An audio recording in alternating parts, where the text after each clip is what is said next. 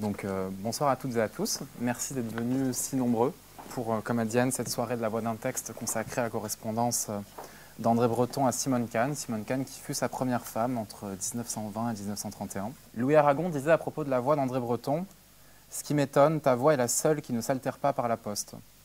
Voilà une remarque on ne peut plus appropriée pour débuter cette soirée de la voix d'un texte que d'entendre ce témoignage au sujet du ton si particulier des lettres qui vont être lues ce soir. Car s'il est bien un auteur auquel s'applique cette expression de la voix, du ton, du grain, inscrit dans un texte, c'est André Breton qui écrivait à son tour « Ce qui me navre le plus dans mes lettres, c'est la pensée qu'elles peuvent être lues sur un autre ton que celui que je leur donne, par vous surtout qui m'avez à peine entendu parler. » Espérons donc que pour ceux qui n'ont pas eu la chance d'entendre André Breton, la lecture de ce soir puisse restituer ce ton que le poète leur donnait, un ton jamais distant ni hautain, dans les premières années à la fois badin, hésitant, sur le bord de toutes les évasions, comme il disait lui-même, puis animé par la voix du surréalisme et de la création, toujours menaçant de rompre, mais néanmoins jamais déserté par cette quête de ce que Breton appelait dans la dernière phrase de Nadja la beauté convulsive. Monsieur Christian Gonon, qui nous fait l'honneur de sa présence ce soir, va nous faire entendre cette voix que le passage à l'écrit n'altère pas, et vous lire des lettres assez étonnantes de la part d'André Breton. Une renommée en effet assez néfaste semble parfois le précéder.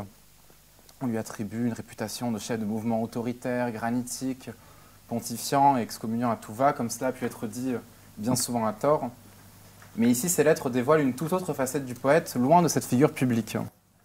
Vous allez ainsi découvrir un André Breton en proie à des doutes sur sa personne, sa création, ses choix artistiques, et même sur le surréalisme. Mais nous avons aussi voulu faire entendre, à côté de celle du poète, la voix de Simone Cannes elle-même, qui fut au cours de cette période l'interlocutrice et confidente exclusive et privilégiée d'André Breton, qui s'est confiée à elle sans réserve, vivant avec elle au grand jour, dans une maison de verre pour reprendre ses mots. De Simone Cannes, Yuki Desnos, la femme de Robert Desnos, disait « Ce qu'il y avait de surprenant, c'est le rôle muet que tenaient les femmes. Aucune d'elles n'ouvrait la bouche, sauf Simone Breton lorsque son mari, se tournant vers elle, la questionnait. Car elle était une petite encyclopédie vivante. Je crois que de tout le groupe, elle était la seule à avoir lu le Capital de Karl Marx en entier. Au cours de cette décennie, elle est l'interlocutrice privilégiée de Breton dans tous les domaines. Littéraire, professionnel, critique, artistique et sentimental. Ces lettres sont placées sous le signe de la toute sincérité et épousent la vie quotidienne du poète, dans la fusion du vital et du poétique à la base même du surréalisme. Donc, nous allons suivre les grandes étapes de cette correspondance. Depuis la rencontre d'André Breton avec Simone Cannes au Jardin du Luxembourg en 1920, des lettres de confession et d'amour écrites par celui-là pendant plus d'un an, jusqu'à leur mariage en septembre 1921. Puis, des lettres successives vous feront entendre la naissance du surréalisme, son activité de groupe et ses scandales. Les dernières années de cette correspondance, à partir de 1925, se font toutefois plus sombres, plus tourmentées, à mesure qu'André Breton s'enfonce dans les affres de ce qu'il appelle lui-même l'amour-folie, dans sa passion avec Lise de Harme, Nadja et bien sûr Suzanne Musard ensuite.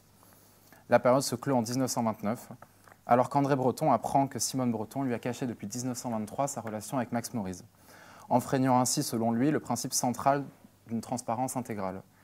Au même moment, le surréalisme entre avec son second manifeste dans une nouvelle ère. Mais retournons d'abord au commencement et écoutons ces voix juvéniles qui, en 1920, ont encore tout l'art moderne à réinventer. Nous sommes en juin. André Breton n'est encore qu'un jeune poète d'avant-garde, influencé par le symbolisme, auteur des Champs magnétiques en 1919, membre de Dada, directeur de la revue Littérature avec Louis Aragon et Philippe Soupeau. Sans le sou, il hésite encore à reprendre ses études de médecine, voire à abandonner la littérature. Simone Cannes, elle, est une étudiante à l'Institut d'anglais de la Sorbonne, fille d'une famille bourgeoise de Moselle, fréquentant la librairie d'Adrienne Monnier rue de l'Odéon et abonnée à la revue Littérature. Au mois de juin, ces deux jeunes gens se rencontrent au Jardin du Luxembourg par l'intermédiaire de leurs amis communs Théodore Frankel et Bianca Maclès. Écoutons maintenant le portrait que Simone Cannes elle-même fit à sa cousine en juillet 1920 du jeune poète André Breton, âgé de seulement 23 ans. Maintenant, ma chérie, j'ai moi aussi des choses à te raconter qui, pour être conventionnellement moins importantes, n'en sont peut-être pas moins graves. Je ne sais plus ce que je t'ai raconté d'André Breton, où je me suis arrêté, je crois à la deuxième promenade. 2 jours après, j'ai reçu son livre avec une dédicace presque tendre. Je lui envoie un mot pour le remercier. Le soir même, Frankel me téléphone pour me dire qu'il part en voyage et me demander si je veux voir Breton, qu'il le souhaite. J'ai su depuis que Breton tenait un récepteur. J'y consens. Et le lendemain, 14 juillet, congé de toutes les corporations, il me téléphone afin de venir me voir. Jacques Rigaud, qui le connaît et désirait le revoir, devait venir.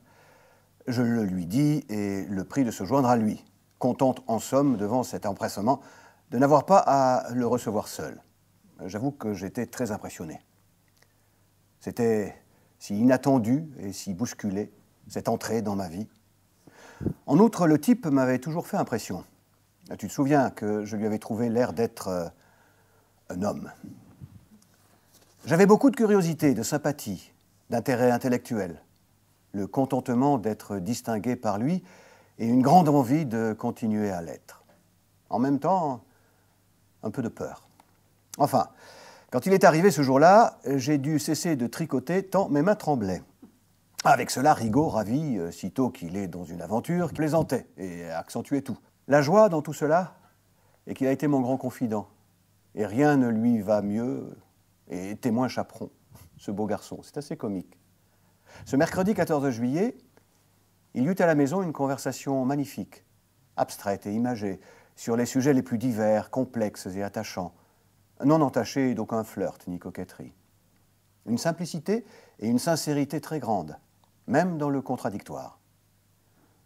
Apparaissait une personnalité de poète très spéciale, éprise de rare et d'impossible, juste ce qu'il faut de déséquilibre, soutenue par une intelligence précise, même dans l'inconscient, pénétrante, avec une originalité absolue qui n'a pas compromis une belle culture littéraire, philosophique et scientifique.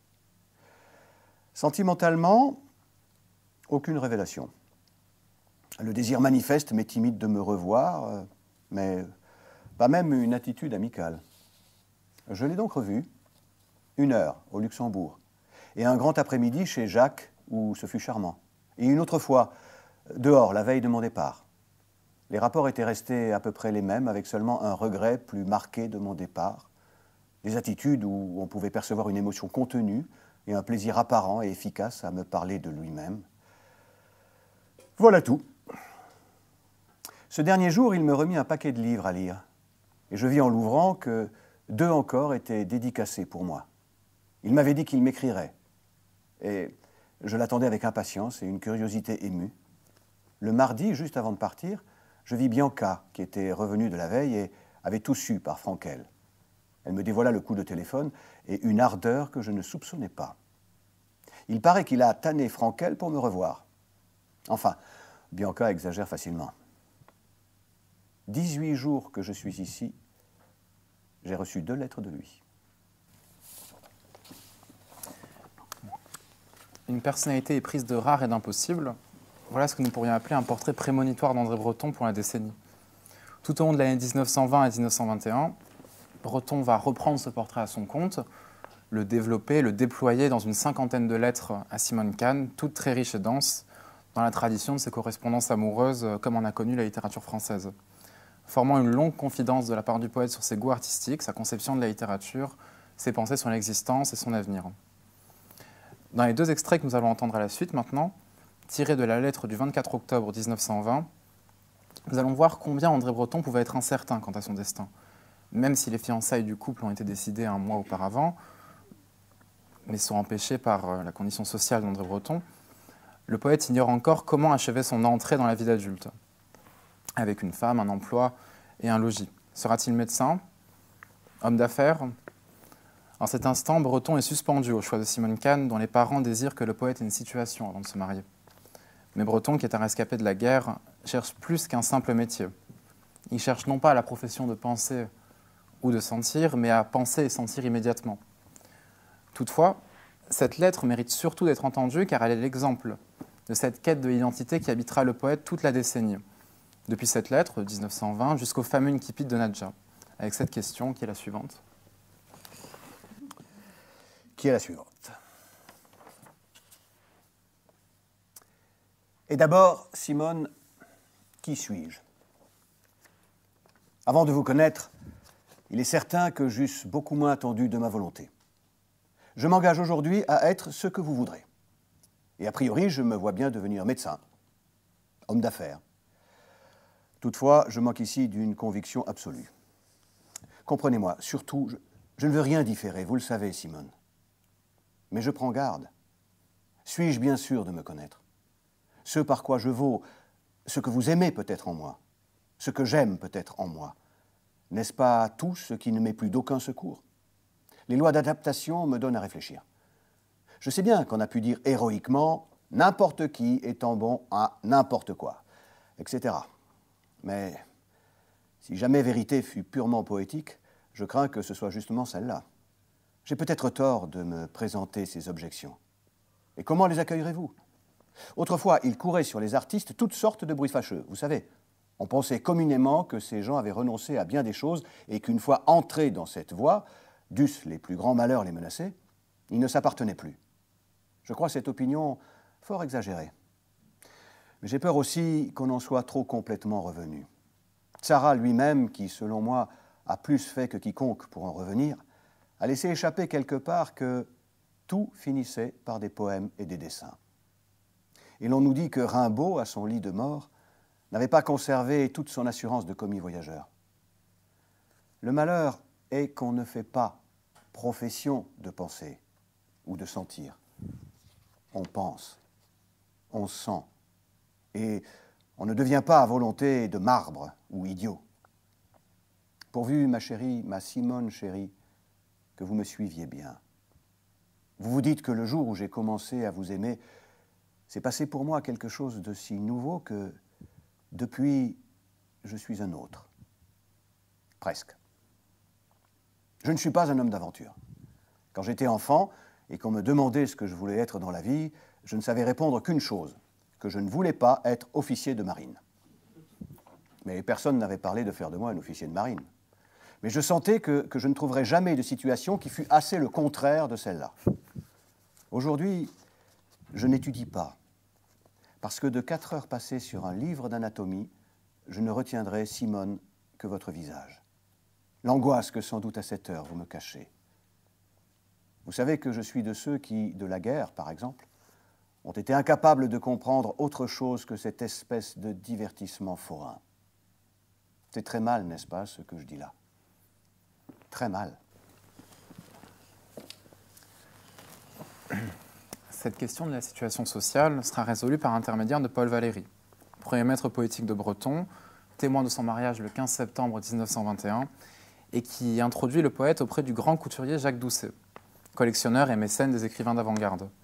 Grâce à Breton, Jacques Doucet va monter une des collections d'art moderne les plus importantes, faisant notamment l'acquisition des Demoiselles d'Avignon et de la Charmeuse de Serpent du douanier Rousseau.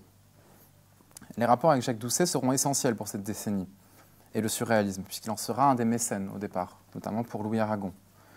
Mais contrairement au ton très courtois des lettres du poète au couturier, celles à sa femme font un portrait au vitriol de ce dernier, lorsqu'il écrit par exemple en 1924 « Doucet m'ennuie avec sa bibliothèque sans libraire, il devient accaparant. Si je l'écoutais, je passerais mon temps chez les éditeurs, c'est un homme définitivement ridicule. » Le couple marié peut alors s'installer au 42 rue Fontaine le 1er janvier 1922. Ce moment est fondateur pour Breton, puisque le 42 rue Fontaine sera son adresse jusqu'à la fin de ses jours, le réceptacle de ses collectes d'art et d'objets en tout genre, mais aussi le premier et principal centre du surréalisme. Paris dans son ensemble est aussi le lieu vital des surréalistes, comme vous en aurez un aperçu dans cette lettre.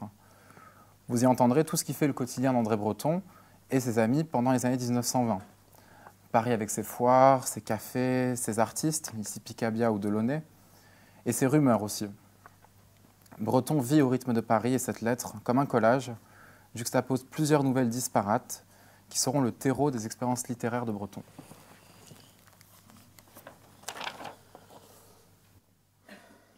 Paris, le 7 mai 1922. Hier soir, Rigaud, Frankel et moi, nous sommes allés à la Foire du Trône, qui est loin d'être finie. Steam Swing et Petite Suisse, cette dernière attraction, très bien, descendre à pic dans un petit chariot. Nous sommes entrés dans une baraque très étrange. La dame dans la baignoire, les chaises basculantes. Chaque entrée 0,50 francs donne droit à une balle qu'il s'agit de lancer contre une sorte de coussinet rouge qui déclenche le mécanisme, si l'on peut dire. Le mur du fond est percé de 3 fenêtres. Au-dessus de chaque fenêtre, il y a un de ces petits coussinets rouges. Une jeune femme masquée de rose est assise sur l'appui de la première croisée, les jambes ballantes. Lorsque la balle a frappé le coussinet, elle renverse en arrière et l'on voit ses cuisses. Nues. Devant la deuxième fenêtre, un store est tiré. Il se lève à chaque point marqué par un joueur et l'on voit une autre jeune femme masquée de noir dans sa baignoire. Tous les 10 coups environ, elle se lève et envoie des baisers. Elle est, pour tout vêtement, corsetée de noir.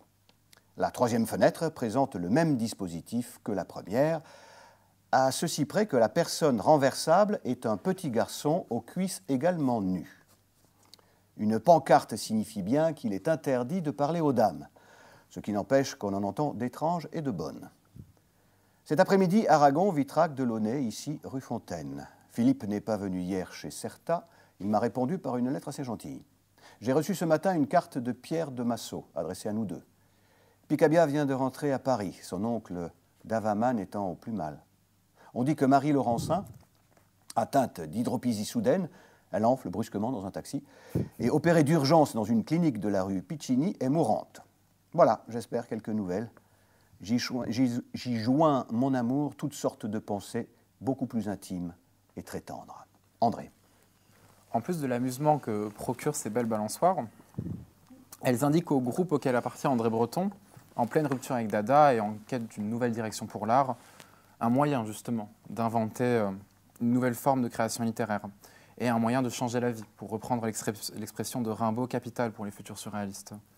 Dans son article « Entrée des médiums », écrit à peu près à la même période, André Breton écrit « Une manœuvre imprévue, un rien dont, les yeux à demi fermés des uns sur les autres, nous n'osions même augurer l'oubli de nos querelles, vient de remettre en marche le fameux steam swing, autour duquel nous n'avions pas besoin naguère de nous donner rendez-vous. Voici près de 2 ans que l'étrange balançoire a cessé de fonctionner, non sans nous avoir projeté assez vivement dans les directions les plus diverses. Cette étrange balançoire va commencer à fonctionner à partir de septembre 1922. C'est à ce moment-là que commencent les fameuses séances de sommeil hypnotique au 42 rue Fontaine, rapportées d'Allemagne par René Crével. Elles forment la base de l'expérience de l'automatisme psychique qu'est le surréalisme. Mais pour découvrir en quoi celle-ci consistait, nous n'allons pas écouter Breton cette fois, mais Simone Kahn, qui le 5 octobre 1922 décrit avec précision le déroulement de ces séances. Nombreux des éléments rapportés par Simone, qui assistait à chacune de ces soirées et s'en faisait la greffière, seront repris par Breton dans ses témoignages futurs et dans cet article « Entrée des médiums » dont vous avez entendu le début. 5 octobre 1922. Ma chérie, voilà plus de 8 jours que ces quelques lignes sont écrites et planent autour de toi sans atterrir. Depuis ce temps, le voyage continue, si absorbant même que je n'ai pu t'écrire malgré, comme toujours, mon quotidien désir. Ma petite chérie, il se passe ici des choses inouïes. Mais cela m'ennuie terriblement d'écrire. Je vais tout raidire ou déformer. Tu ne saurais qu'en étant là. Et ces choses te charmeraient et t'horrifieraient trop. Spiritisme n'est pas le mot. Toujours est-il que certains des amis d'André se sont découverts des qualités médiumniques qui ne ressemblent évidemment à aucune autre. Le 42 rue Fontaine a été le lieu de séances fantastiques, où le dramatique le disputait au touchant. Il fait noir, nous sommes tous autour de la table, silencieux, les mains tendues. 3 minutes à peine, et Crevel pousse déjà des soupirs rauques et des exclamations informes. Puis il commence sur un ton forcé, déclamatoire, un récit atroce. Une femme a noyé son mari, mais c'est lui qui lui avait demandé. Ah, les grenouilles, pauvres folles, folles, des accents pénibles et cruels, de la férocité dans les moindres images, quelques obscénités aussi. Que dirais-tu de l'entendre, ce petit si doux et féminin? Rien n'est assez abominable. Les passages les plus terrifiants de Maldoror te donneront seule une idée. Un autre jour, c'est la hache. J'ai dit la hache. Un vieillard l'a brandie.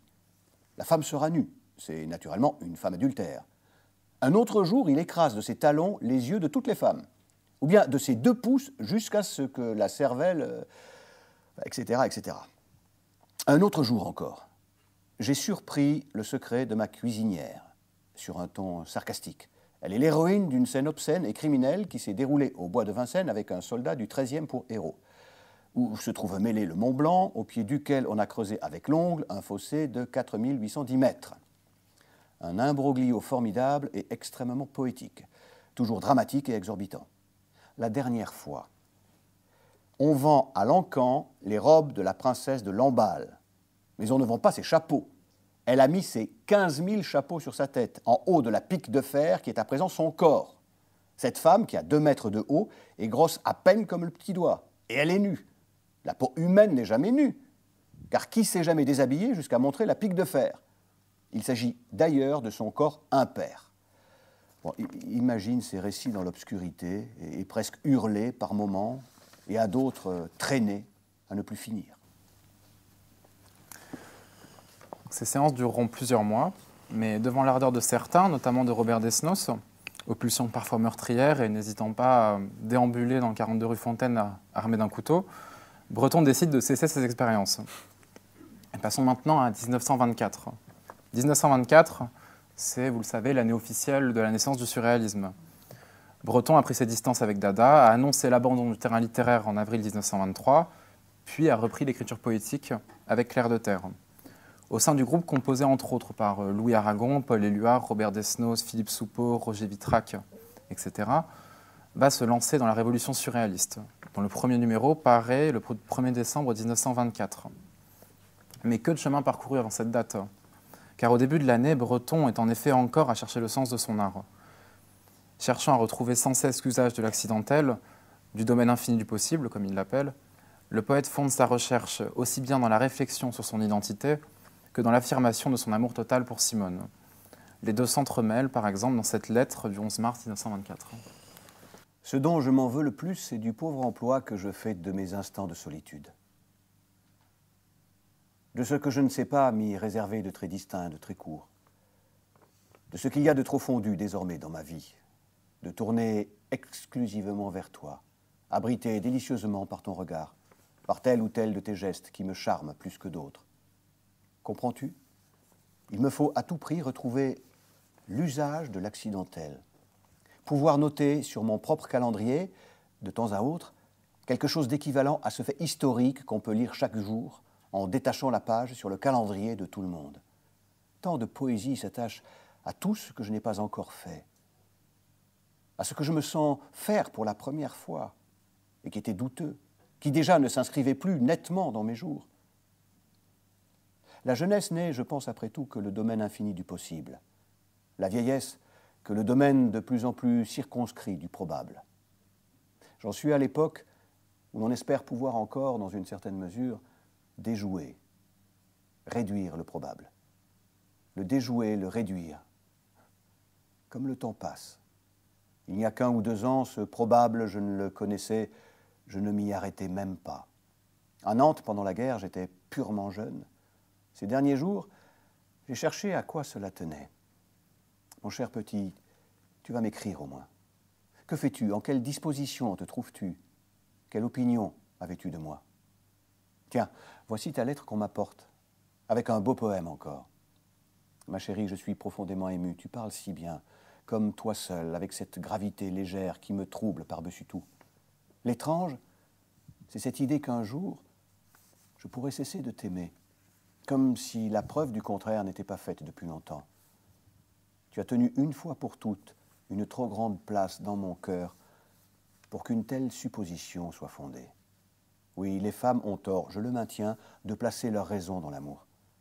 Sans quoi, ce n'est pas à moi que tu tiendrais des propos si déraisonnables. Car aussi j'ai admis une fois pour toutes que tu m'aimais, comme je puis être aimé, et même, avec orgueil pour toi seul, comme je dois être aimé. Et chaque fois qu'une autre femme m'a supplié de lui dire que je croyais à son amour, supplié sur tous les tons, j'ai répondu non. Ce qui sous-entendait, je te fais des confidences bien graves, que son amour n'était pas digne de moi. Le malheur est, tu le sais, que je ne sois pas seul avec l'amour, et que je traîne un personnage assez intéressant pour moi, qui n'est pas David Aubry, bien sûr, et loin de là, mais Dans ce dernier, le type approchant, généralisé à souhait, simplifié outre mesure. Ce personnage, le vrai, est assez réticent, quoi qu'il paraisse, et c'est lui que tu ne vois pas errer dans Paris, auprès de je ne sais qui, vers je ne sais quoi, et au début de cette lettre. Bien entendu, j'ai tort d'en parler à la troisième personne, car c'est peut-être la partie la moins libérale de ma personnalité, la plus inquiétante, quand je dis « je ». Si jamais tu as beaucoup de peine à propos de moi, si tu es tenté de croire que je ne t'aime plus avec cet illogisme sur lequel je suis obligé de compter, c'est que ce personnage traqué par le temps se sera résolu à une entreprise unique et sera dangereusement retranché pour faire payer cher sa vie. Juste après cette lettre, c'est pour André Breton la reprise de la création. En mars et avril, il recommence à écrire, renoue avec l'écriture automatique et noircit des cahiers entiers, en distribuant un à ses amis et notamment à Simone Breton elle-même. Comme le dit Breton, l'unique cause de tout ceci, je cite, « c'est le surréalisme, encore lui, tu le sais. Cette voix capricieuse que j'essaye de forcer de temps en temps, sans même chercher à lui dérober plutôt ses intonations, les plus vraies que les plus fausses. » En mai, il part sur les routes de France avec Aragon, Éluard et Max Moriz, cherchant à renouer avec cet accidentel que l'on vient d'entendre. En juin, il annonce vouloir rédiger avec Soupeau et Aragon un manifeste de nos idées communes, qui formera la lettre à l'aurore, puis après de nombreuses arrêts, sera le manifeste du surréalisme. Avec sa parution est lancée la révolution surréaliste. Revue dont le sous-titre est « Il faut aboutir à une nouvelle déclaration des droits de l'homme ». Dès le début, donc, le surréalisme entend être un mouvement universel, aux ambitions démesurées. Ces ambitions vont se traduire par l'ouverture d'un bureau de recherche à l'automne, la centrale surréaliste, à l'histoire tumultueuse. La lettre suivante que vous allez entendre porte sur cette histoire et sur les différentes réunions du groupe. Une des plus importantes est celle du 21 janvier 1925, au cours de laquelle est redéfinie l'action du surréalisme. Il est alors étonnant, par rapport à l'histoire officielle, d'entendre dans cette lettre l'importance d'Antonin Artaud et surtout ce lâcher-prise de Breton au sein du mouvement, qui, loin d'être un chef de file, n'était qu'un membre parmi les autres, un membre au sein d'une collectivité, très loin d'une attitude surplombante. On y voit aussi l'énergie d'un groupe prêt à tous les scandales, qu'ils soient publics, médiatiques ou même, comme on va le voir, physiques. Lettre du 26 janvier 1925. Hier soir, de 8h30 à minuit, j'étais en compagnie d'Artaud, de Thual, de Perret et d'Aragon, dans un nouveau café des boulevards. Thual était merveilleux. Ses discours, dépourvus de lyrisme conventionnel, ont suffi à m'occuper tout ce temps. Il est difficile d'en donner une idée. Il ne semble pas qu'aucun sujet lui soit interdit, et chaque sujet l'inspire d'une façon brillante et toute naturelle. Aucune déclamation, aucun apprêt, aucune longueur, pas la moindre envie apparente de se rendre plus intéressant qu'il n'est. C'est un grand plaisir de l'écouter seulement, et il n'a pas l'air de beaucoup s'en douter. Jusqu'ici, l'activité d'Artaud a fait merveille. Il propose et il dispose avec tout le tact et l'intelligence possible. Par ses soins, la centrale est désormais un lieu clos dont il faut que le monde sache seulement qu'il existe. Un comité composé d'Aragon, d'Artaud, de Léris, de Naville et de moi décide en grande partie de ce qui doit se passer. Artaud a résolu tout d'abord de donner à notre activité intérieure ses deux buts. 1. La fixation au fur et à mesure qu'elles sont émises, fixation par écrit et défense, de toutes les idées surréalistes viables. 2.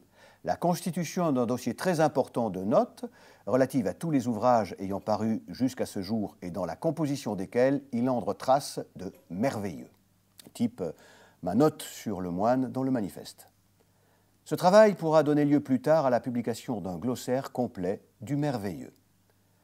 À notre activité extérieure, Artaud demande encore mieux, que nous rédigions des adresses au pape, au Dalai Lama du Tibet, aux recteurs de toutes les universités d'Europe et d'Asie, et parmi ces derniers particulièrement aux recteurs des universités d'Égypte, actuellement emmerdés par les Anglais, aux directeurs de tous les asiles d'aliénés du département de la Seine, à l'archevêque de Paris, aux directeurs de grandes revues telles que Massy, Doumic, Rivière, etc., pour inviter ceux-ci à se prononcer nettement sur notre action internationale, aux critiques littéraires, picturaux, philosophiques, théologiques, pour leur signifier que nous ne les tiendrons au courant de cette action que dans la mesure où ils se seront prononcés en faveur du merveilleux, et au cas où ils y seraient hostiles, les invitant à rentrer dans leur trou.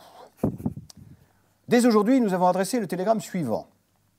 Daladier, Société des Nations, Genève. La révolution surréaliste émue votre odieuse activité. Conférence Opium vous rappelle à l'ordre de l'esprit. Pour la centrale surréaliste, Aragon, Artaud, Breton, Naville. Et nous allons en faire une copie à Herriot. D'autre part, Crevel quitte les nouvelles littéraires et passe sans doute à la direction de la Revue des Arts Asiatiques, en remplacement de Fels.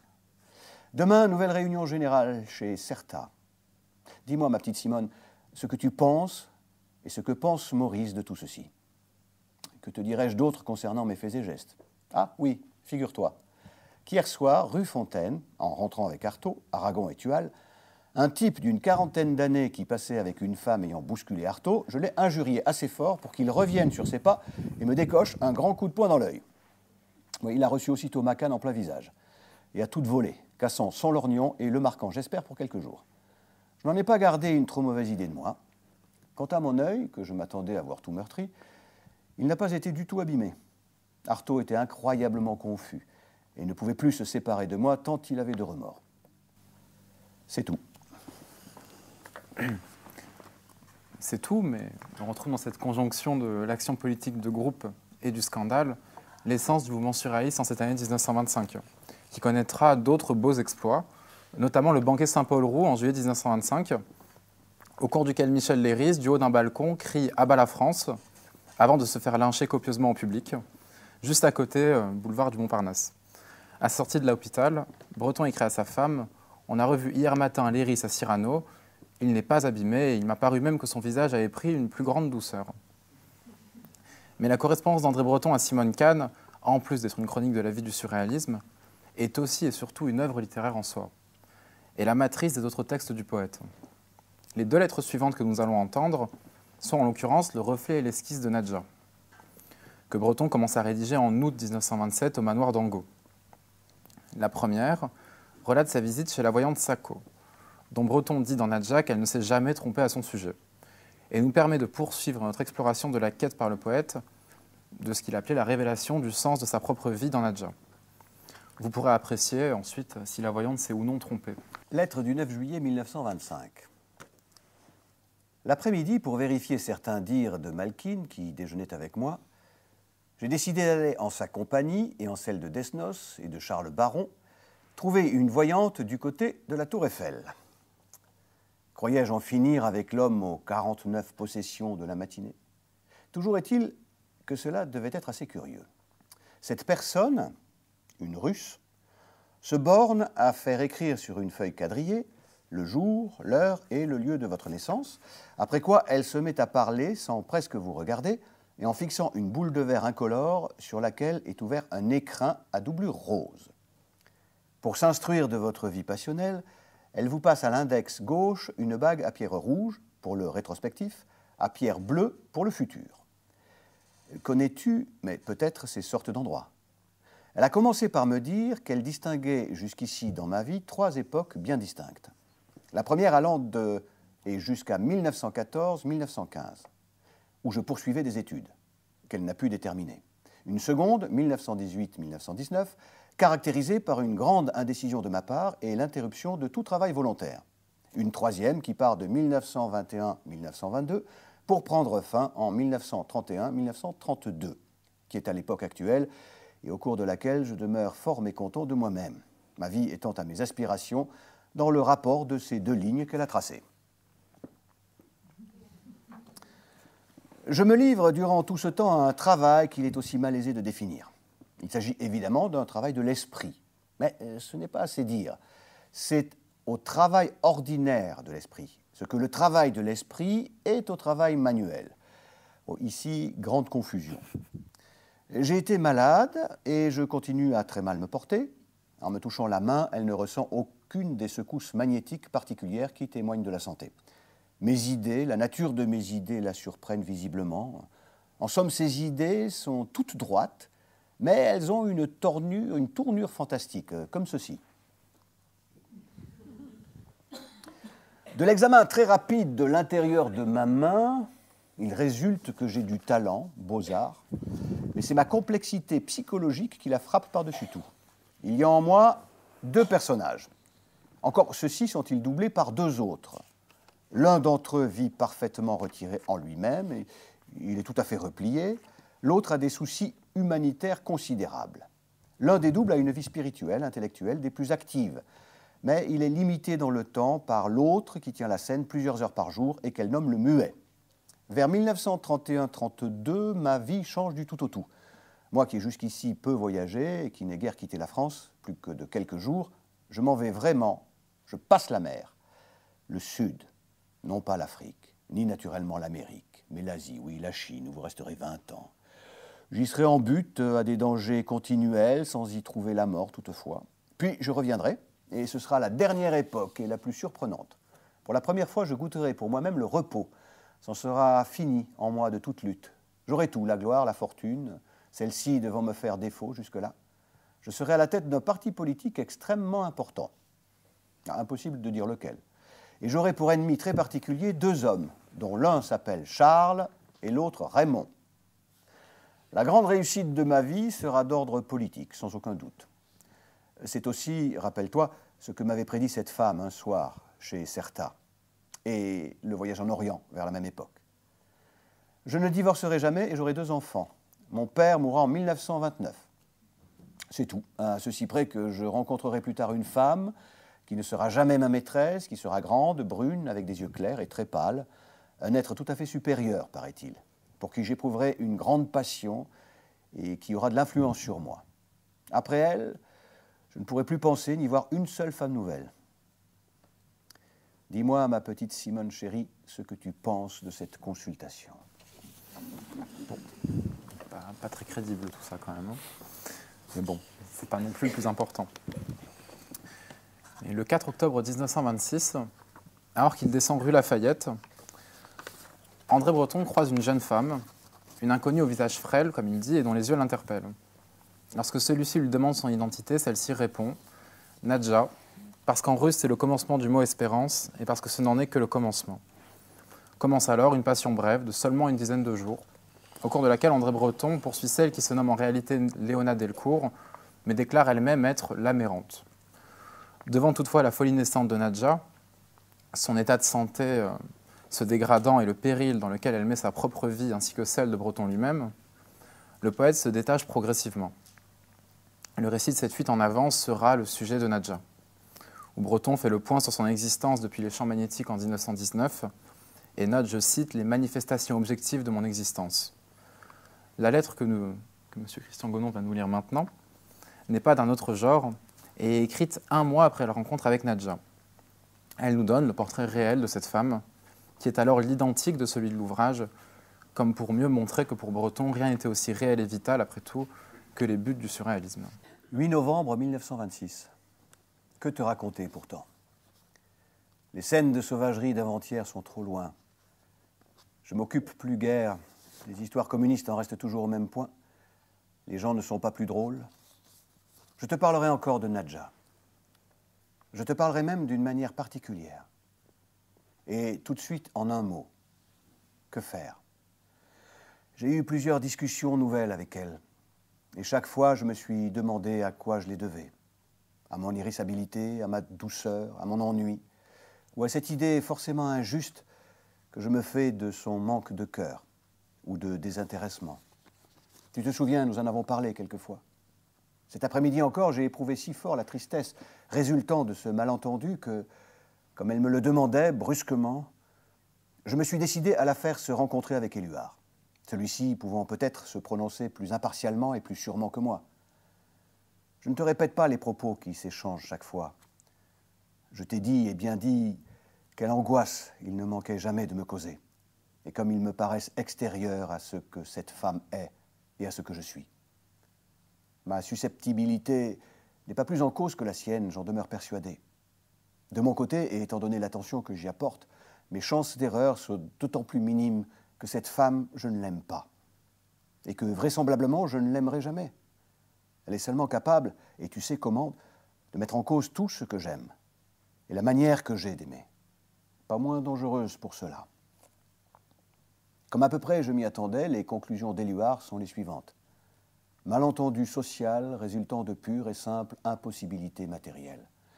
Le plus grave est, pardon, qu'elle m'adore, qu'il semble bien que ce soit la première fois qu'elle aime, au moins de cette manière grave et désespérée que je lui impose peut-être, moi, l'individu qu'on sait.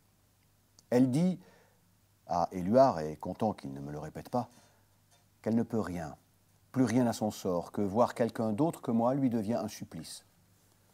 J'ai vu hier sa note d'hôtel. Chambre à 280 francs, quelques repas de 11 francs, pas de petit déjeuner, un emprunt de 20 francs. C'est tout de même trop triste, et elle ne paye pas. Éluard dit qu'elle a le tact, la sincérité et le goût même, qu'elle ne se plaint pas, qu'elle n'attend rien de moi, mais que, comme cela ne peut durer 8 jours, il faut bien que quelque chose se passe. Travailler, elle ne croit guère que cela se puisse, et je ne le crois pas non plus. La noce. Elle disait à Éluard que lorsque de petites amies qu'elle a dans les cafés se laissent aller à parler devant elle, elles se taisent bien vite, après avoir dit « non, non, Nadja est là ».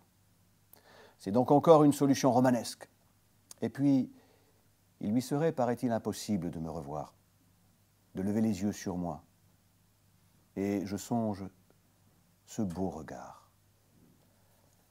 Elle se déciderait en fin de compte à quitter Paris, par exemple, pour se faire bonne en province.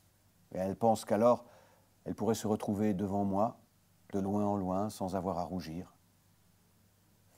J'écris, mon chéri, je t'écris ces choses abominables. La vie est ainsi faite, plus affreuse encore qu'on ne pense, où tout ce qu'il y a de pur et de beau doit être souillé et puni. Demande à Denise ce qu'elle croit, mais dis-moi ce que tu crois. Que faire, toi qui comprends tout?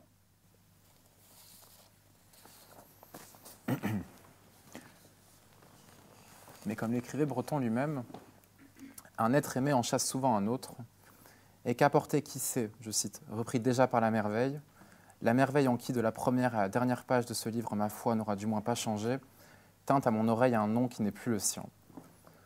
Ce nouveau nom, qui a remplacé celui de Nadja à partir de 1927, c'est celui de Suzanne Musard, que le poète rencontre à l'automne, et avec qui il va vivre ce que Simone Breton, la première, appelle l'amour-folie, et que lui-même définissait le 29 juillet 1927 comme ce, je cite, « mystère simple à portée de la main, rien qui différencie cela du trouble que causaient par exemple les sommeils.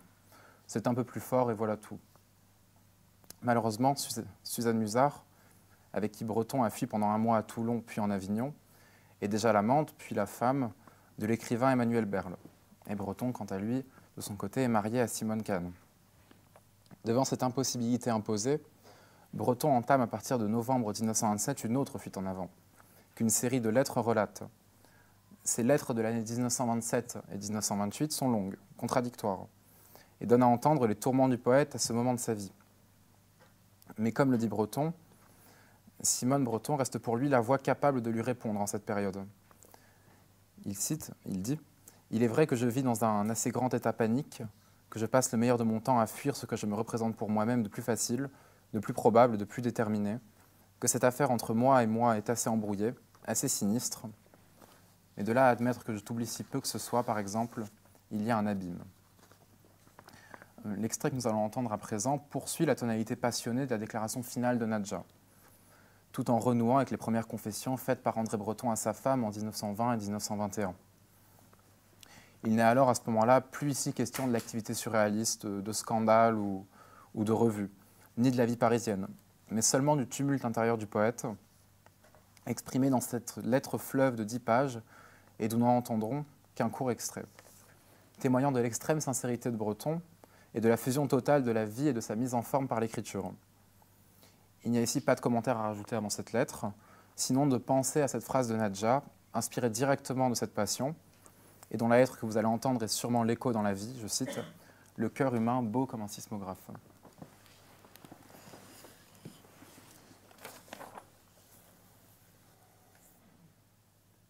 Lettre du 8 octobre 1928. Je n'ajouterai plus à ce sujet qu'un mot. Suzanne est peut-être complètement folle. Je le pense bien plus d'elle qu'il ne m'est arrivé de le penser de Nadja. Tout ce dont je réponds et ce à quoi je demande qu'on ne s'en prenne jamais est son amour pour moi. Amour merveilleux, incendiaire et ravageur peut-être, mais à mes yeux pur de toute souillure et absolument tel que jusqu'à elle, je n'ai jamais osé le concevoir. Il n'est rien au monde qui puisse me faire changer d'avis sur ce point, rien qui puisse me faire douter du désintéressement total de Suzanne en tout ce qui ne touche pas à cet amour même. Qu'une vie soit possible dans ces conditions pour elle et pour moi, je n'en crois malheureusement rien. Je n'y ai jamais cru pour de bon. Mais une fois de plus, à bas la vie, et voilà tout. J'y crois moins que jamais ce matin, comme tu dois t'en douter, si, comme je le suppose, tu as reçu la lettre de Denise et le PS qu'elle a dû y ajouter après m'avoir vu hier soir. Je crois qu'entre Suzanne et moi, c'est véritablement fini. Oh, je ne m'en porte pas garant, bien sûr, puisque tout à l'heure encore, en regardant par la fenêtre, je l'ai vue passer sur le boulevard et que je suis descendu en courant, et qu'elle venait simplement de faire ses malles, et qu'elle était toute seule, et que je l'ai rejointe, comme cela, au hasard, dans un café, où elle venait de se mettre à m'écrire. Et puis les larmes, et puis les situations, genre bataille, tu sais, je les aurais toutes vues. Elles sont bien pires qu'elles n'ont l'air, oui, elles sont tout à fait comme dans Bataille. Mon Dieu, c'est d'ailleurs étonnant que je puisse pleurer, sangloter tant que cela. Quel petit enfant je fais avec mes poings sur mes yeux, sur ma gorge. Simone, il faudra me pardonner un jour. La vérité est que je ne renierai jamais rien de ce qui a été entre elle et moi. Que je ne jetterai jamais en arrière un coup d'œil protecteur quand ce souvenir se présentera. Que bien loin de retrancher un mot de ce que j'ai écrit à la fin de l'année dernière et de Nadja, je suis prêt à aggraver par la pensée ce texte terriblement. Que j'en fais pour moi une question de révélation absolue, indiscutable, et que sur ce point, mon honneur tout entier, ma gloire, mon génie sont en jeu. Voilà, ma chérie, la nouvelle pire que tous les silences.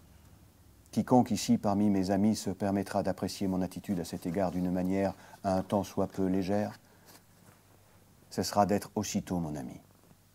Tous y passeront, s'il le faut. Quant à toi, bien au contraire, est-il besoin de te le dire, je te donne toute licence de l'apprécier.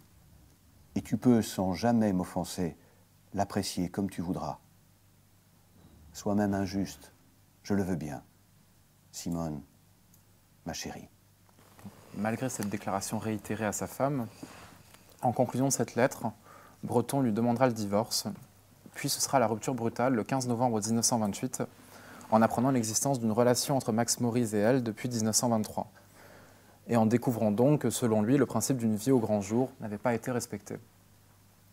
Au même moment, Breton rompt avec une partie des membres du surréalisme, rédige le second manifeste, se voit lancer à la figure le pamphlet Un cadavre au début de l'année 1929, au début de l'année 1930, parmi lesquels Robert Desnos, Georges Bataille et Max Maurice sont les signataires.